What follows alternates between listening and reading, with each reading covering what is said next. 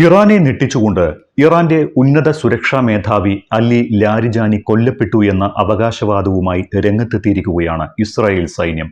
Israel പ്രതിരോധ മന്ത്രി Israel Katz തന്നെയാണ് ഇക്കാര്യം സ്ഥിരീകരിച്ചത്. മറ്റൊരു ഉന്നത കമാൻഡറും കൊല്ലപ്പെട്ടതായി അവകാശവാദം ഉന്നയിക്കുന്നുണ്ട് Israel. ബാസിജിന്റെ commander Ghulam റേസ സുലൈമാനിയാണ് കൊല്ലപ്പെട്ടതെന്ന് Israel defence force പറയുന്നു. ഇറാനിയൻ അർദ്ധസൈനിക വിഭാഗമാണ് ബാസിജ്. ഇറാനെ സമ്മർദ്ദത്തിലാക്കുക എന്ന തന്ത്രമാണോ ഇസ്രായേൽ ഇതുവഴി പയറ്റുന്നത് എന്നും സംശയിക്കേണ്ടിയിരിക്കുന്നു. ഇറാന്റെ തിരിച്ചടിയുടെ ശ്രദ്ധ തെറ്റിക്കുന്നതിനായി നേരത്തെ യുഎസും സമാനമായി ഇല്ലാ കഥകൾ വാർത്തയാക്കി പ്രചരിച്ചിരുന്നു. ഇറാന്റെ മിസൈൽ കേന്ദ്രങ്ങൾ ബോംബിട്ട് തകർത്തു എന്ന തരത്തിലുള്ളതായിരുന്നു മുൻപ് അമേരിക്ക നടത്തിയ പ്രചാരണങ്ങൾ. ഇറാന്റെ ഭരണ നേതൃത്വം എലികളെ പോലെ മാളത്തിൽ ഒളിച്ചിരിക്കുകയാണ് എന്ന് പറഞ്ഞതിന് തൊട്ടടുത്ത ദിവസം പൊതുജനങ്ങൾക്കിടയിൽ ഇറങ്ങി നടന്ന് മറുപടി നൽകിയിരുന്നു ഇറാന്റെ നേതാക്കൾ. അതേസമയം 3 ആഴ്ച കൂടി ഇറാനിൽ യുദ്ധം നടത്തുന്നതിന് വിശദമായ പദ്ധതി തയ്യാറാക്കിയിട്ടുണ്ട് എന്നും ആവശ്യമെങ്കിൽ നീട്ടാനുള്ള പദ്ധതിയും സജ്ജമാണ് എന്നും ഇസ്രായേൽ സൈന്യം പറഞ്ഞു കഴിഞ്ഞു.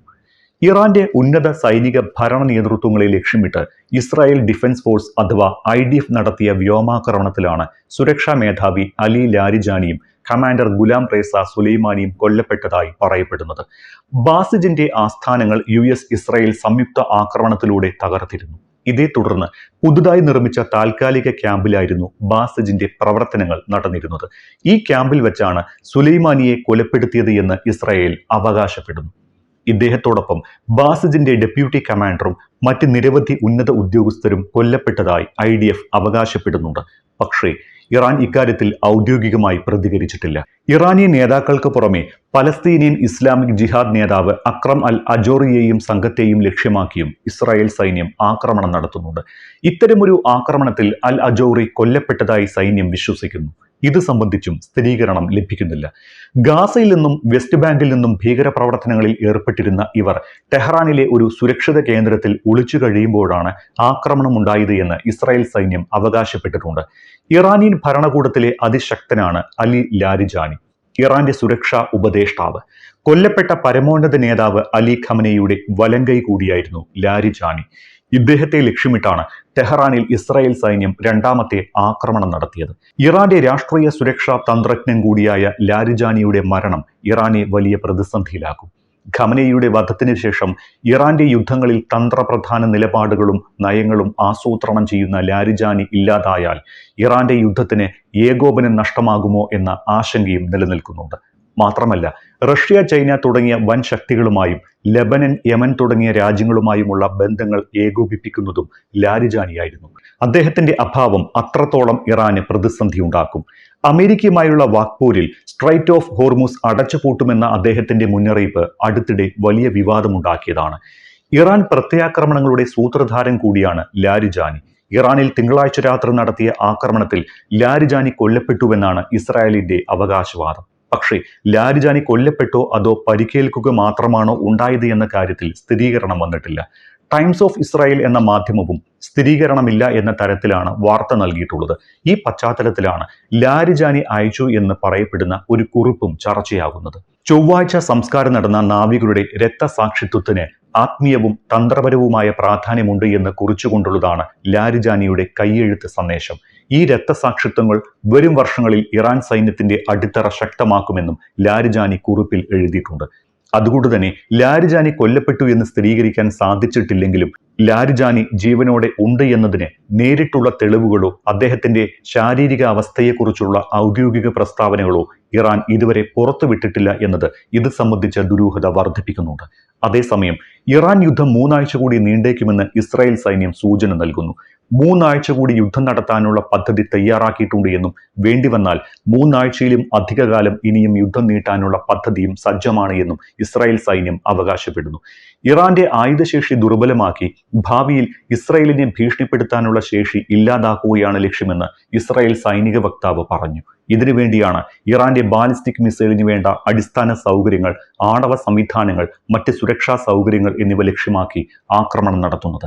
ഇറാൻ ദൗത്യത്തിനായി 1.10 ലക്ഷം കരുതൽ സൈനികരെ തയ്യാറാക്കിയിട്ടുണ്ട് എന്നാണ് ഇസ്രായേലിന്റെ അവകാശവാദം.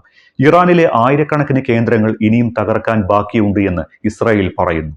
അതുകൂടി തകർക്കുന്നതോടെ ഇറാന്റെ മിസൈൽ ശേഷി നശിക്കുമെന്നാണ് ഇസ്രായേലിന്റെ അവകാശവാദം. അതേസമയം അമേരിക്കയുടെ ഏറ്റവും വലിയ യുദ്ധവിമാനവാഹിനി കപ്പലായ USS ജെറാൾഡ് ആർ ഫോർഡിൽ തീപിടുത്തമുണ്ടായതായി നേരത്തെ വാർത്തയുണ്ടായിരുന്നു. ചെങ്കടലിൽ വിന്യസിച്ച ജെറാൾഡ് ഫോർഡിൽ തീപിടുത്തമുണ്ടായി എന്നും അത് 30 മണിക്കൂറിലധികം നീണ്ടുനിന്നുവെന്നും US മാധ്യമമായ ന്യൂയോർക്ക് ടൈംസിന്റെ പുതിയ റിപ്പോർട്ടുകൾ ചൂണ്ടിക്കാട്ടുന്നുണ്ട്. മണിക്കൂറുകൾ നീണ്ട തീപിടുത്തം മൂലം കപ്പലിലുണ്ടായിരുന്ന ഡസൻ കണക്കിന് സൈനികർക്ക് പുക ശ്വസിച്ചതിനെ തുടർന്ന് പ്രശ്നങ്ങൾ ഉണ്ടായതായും റിപ്പോർട്ടിൽ പറയുന്നു. തീപിടുത്തം നാവികസേന സ്ഥിരീകരിച്ചിരുന്നുവെങ്കിലും യുദ്ധവുമായി ബന്ധപ്പെട്ടല്ല തീപിടുത്തം ഉണ്ടായത് എന്നാണ് നാവികസേന പറയുന്നത്. കപ്പലിലെ യുദ്ധവിമാനങ്ങളുടെ പ്രവർത്തനങ്ങളെ ഈ തീപിടുത്തം ബാധിച്ചിട്ടില്ല എന്നും ന്യൂയോർക്ക് ടൈംസിലും റിപ്പോർട്ട് ചെയ്തിട്ടുണ്ട്. കഴിഞ്ഞ ജൂണിൽ വെർജീനിയയിൽ നിന്ന് പുറപ്പെട്ടതാണ് USS ജെറാൾഡ് ഫോർഡ്.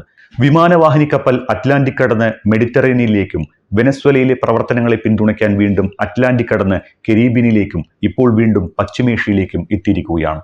നിലവിലെ വിന്യാസം ഏപ്രിൽ പകുതി വരെ നീണ്ടുപോയാൽ വിയറ്റ്നാം യുദ്ധത്തിന് ശേഷം ഒരു US വിമാനവാഹിനി കപ്പലിന്റെ ഏറ്റവും ദൈർഘ്യമേറിയ വിന്യാസമായി ഇത് കണക്കാക്കപ്പെടും. അതിനിടെ യുദ്ധത്തെ തുടർന്ന് ഇറാൻ അടച്ചിട്ട ഹോർമൂസ് കടലിടുക്ക് തുറന്ന് ലോകത്തിന്റെ വിവിധ ഭാഗങ്ങളിലേക്ക് എണ്ണ എത്തിക്കുമെന്ന് ശപഥം ചെയ്ത US പ്രസിഡന്റ് ഡൊണാൾഡ് ട്രംപിന് കനത്ത തിരിച്ചടി കൂടി കിട്ടിയിട്ടുണ്ട്. ഹോർമൂസ് തുറക്കാൻ സഹായം തേടി ട്രംപ് നാറ്റോ സഖ്യസേനയെയും ചൈനയെയും സമീപിച്ചിരുന്നു. എന്നാൽ എല്ലാവരും ഏകപക്ഷീയമായി തന്നെ ഒരേ സ്വരത്തിൽ ട്രംപിന്റെ ആവശ്യം നിരസിച്ചിരിക്കുകയാണ്. ഇറാനെ അമർച്ച ചെയ്യാൻ പറ്റാതിരിക്കുന്ന ഡൊണാൾഡ് ട്രംപിന് ഇത് അപ്രതീക്ഷിതമായ തിരിച്ചടിയായി. വളരെ മോശം ഭാവിയാണ് അനുസരിച്ചില്ലെങ്കിൽ കാത്തിരിക്കുന്നത് എന്ന ട്രംപിന്റെ ഭീഷണിക്ക് പോലും നാറ്റോ സഖ്യസേനയുടെ മനസ്സ് മാറ്റാൻ പറ്റിയില്ല എന്നാണ് മനസ്സിലാക്കേണ്ടത്. ചൈനയുടെ എണ്ണ ഇറക്കുമതിയുടെ 90% നടക്കുന്ന ഹോർമൂസ് കടലിടുക്ക് തുറക്കാൻ ചൈന സഹായിക്കും എന്ന് ട്രംപ് കരുതിയെങ്കിലും പരമ്പരാഗത സൗഹൃദ രാഷ്ട്രമായ ഇറാനെതിരെ അത്തരമൊരു നീക്കത്തിന് ചൈനയും തയ്യാറായില്ല.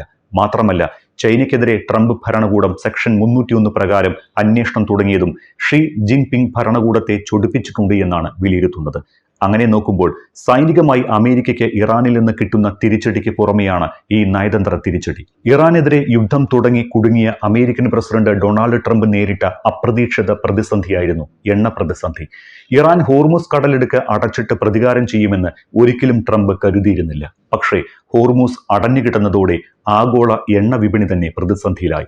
ഏഷ്യൻ യൂറോപ്യൻ എണ്ണ വിപണികളിൽ എണ്ണ എത്താതെ പ്രതിസന്ധി രൂക്ഷമായതോടെ താൻ പറഞ്ഞതെല്ലാം തനിക്ക് തന്നെ വിഴുങ്ങേണ്ട അവസ്ഥ ട്രംപിന് വന്നു.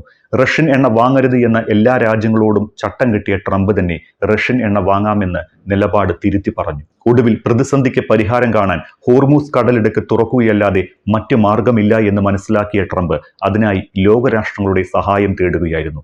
തന്റെ ചൊൽപ്പടിക്ക് നിൽക്കുന്ന നാറ്റോ രാജ്യങ്ങളെ ഒന്നുകൂടി ഭീഷണിപ്പെടുത്തിയാൽ അവർ സമ്മതിക്കുമെന്ന് ട്രംപ് കരുതി. പക്ഷേ സംഭവിച്ചത് മറ്റൊന്നായി. ചൈനയെയും സമ്മർദ്ദത്തിലാക്കി യുദ്ധക്കപ്പലുമായി രംഗത്തിറക്കാമെന്ന് കരുതിയെടുത്തും തെറ്റി. ട്രംപിനെ നാറ്റോയും ചൈനയും കൈവിട്ടു.